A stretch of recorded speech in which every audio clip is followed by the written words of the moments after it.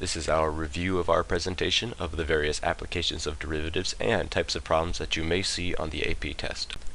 Now, what do you think of when you hear applications of derivatives? I just whipped up a quick list here, some of the applications I could think of, including min-maxes, related rates, mean value theorem, and L'Hospital's rule.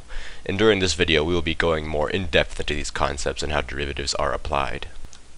Moving on to mins and maxes. Let's say we have a runner here named, Alexander Inger.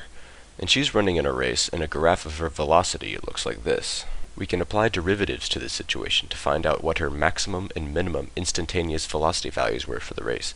If we find where the rate of change, or the derivative, equals 0, we will find that the derivative equals 0 at these points. These points are where any relative or absolute maximum or minimum extrema lie.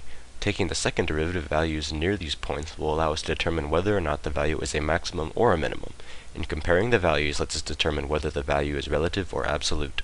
This method of finding mins and maxes works for any other problems that may ask you to find the maximum or minimum values of a dynamic rate. Continuing on to related rates. Related rates problems occur when the rate of change of one value in the problem is dependent on the rate of change of another value in the problem. The most common problem associated with related rates is of a ladder leaning against a wall, and to have the ladder begin to slip out horizontally.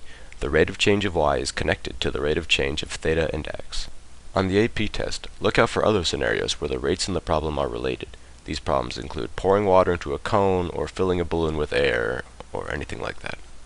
Moving on to the mean value theorem and how the mean value theorem is different from the average value of a function. The mean value theorem states that if we have a function that is continuous and differentiable at all points on the interval from a to b, that at some point c on the interval, the derivative of the function at point c will be equal to the slope between a and b.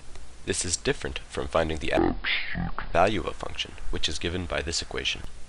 What this function means is that if we take the definite integral of the function on the interval a to b, and we divide that value by the change in x on the interval from a to b, we can find the average value f of x of the function. This method allows us to find the average value of the function along the interval from a to b. Finally, L'Hospital's rule allows us to use derivatives to find the solution of a limit that ends up in an answer like 0 over 0 or infinity over infinity.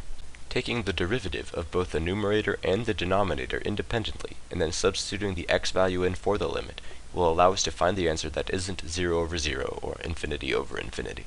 This rule allows us to be able to work with these limits and treat it like a number, contrary to some abstract value like 0 over 0. And there you have it. That was a quick review on some of the various applications of derivatives and types of problems you may see on the AP test.